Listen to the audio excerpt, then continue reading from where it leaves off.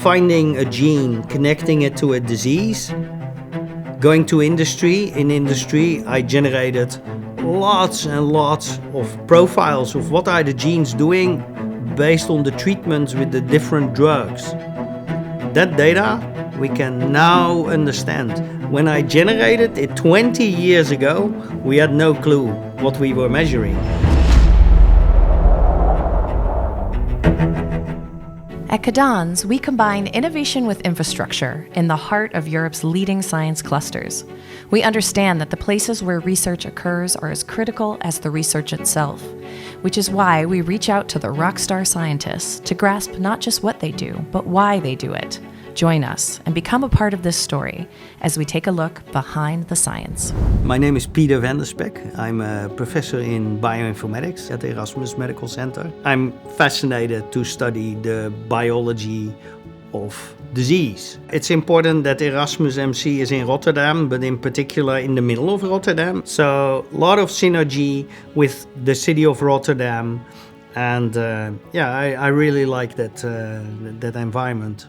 Tell us what makes Erasmus MC such a special place. It's the integration of the research with the hospital that makes it a very unique place in the northern part of Europe. It's one of the largest hospitals. Collaboration is very exciting in this institution as things are more and more getting multidisciplinary. So if there's something new, there is excitement in the building and you see it with all the different divisions which we support. So yeah, very exciting and attractive to be in the middle of it with the bioinformatics who handles the data, reports back the findings. I'm fascinated by the engineering, but I'm also focused by the genetics. So combining the IT with the biology and reading the DNA. If I just take one cell and I take out the DNA and we unroll this, it's 250 kilometers of paper. That's one DNA profile. And then you have to find one typo.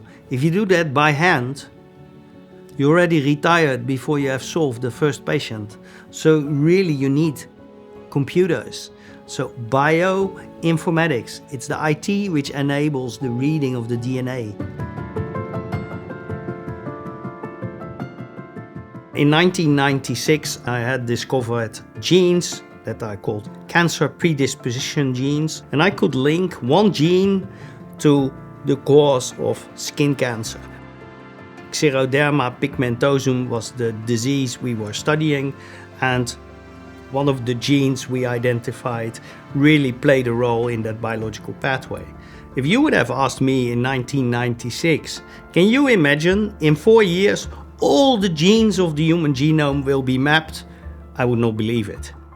4 years later, the human genome was sequenced. That's because IT enabled us to work with these large volumes of data. Economically speaking, the most successful investment ever has been sequencing of the human genome.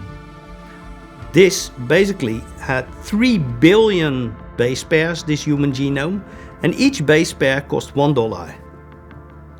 But the economic effect of sequencing these 3 billion base pairs is an economic turnover in all kinds of businesses, which has exceeded 800 billion in economic spin-off. We are continuously looking at how can we make crossovers.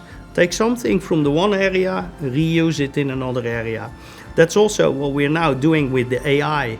So my field of bioinformatics is very exciting. You look at what are people doing, how can I borrow that idea and reuse it in my scientific context. We had a research project where we looked at the skyline of the city. Each building, a tall building, has a lot of RNA, a small building, little RNA. And we profiled the skylines of all our blood cancer patients. Basically, it was the beginning to start exploring the biology underlying acute myeloid leukemia with the famous professor Bob Leuwenberg, who did the first bone marrow transplants here at the Erasmus Medical Center. We basically brought the Skyline chip into the spin-off company Skyline Diagnostics, and in that way we brought a spin-off company outside Erasmus. The other way around, I'm now working with Rotterdam Square, and I'm trying to bring a Stanford spin-off company called Deep Cell. With the Deep Cell machine, you spin the cells down, you dissolve them in a buffer, and the cells go through the machine, and 15 minutes later, you basically have imaged 100,000 cells, and the AI supports and counts all the cells and says I have so many normal epithelial cells and I have so many squamous cells which point towards a cancer. So you can immediately detect, okay, this person needs to go to the urologist and this guy, no worries. That's very, very, very time saving. So in terms of healthcare economics, we work in a context with our university, which has many, many different faculties. And also working with the healthcare economics division is in this context very important. So what's the cost saving, what's the economic consequences of faster, quicker diagnostics? Many departments immediately want to jump on the machine, have ideas how to use it. That's where basically I'm now bringing in a company who is going to settle also in Europe and wants to develop its business around molecular image-based diagnostics. So bringing things in, bringing things out. I like interacting in a public-private manner, and I'm very fortunate to have worked also in pharmaceutical industry in the past. So that's very inspiring to work public-private for me. What is the Dutch work ethic, and do you think that plays a role in making this a special place? It's very open towards other countries. So the Netherlands is very open and accepting many, many different cultures. So it's very international. It's a very vibrant city to be in here.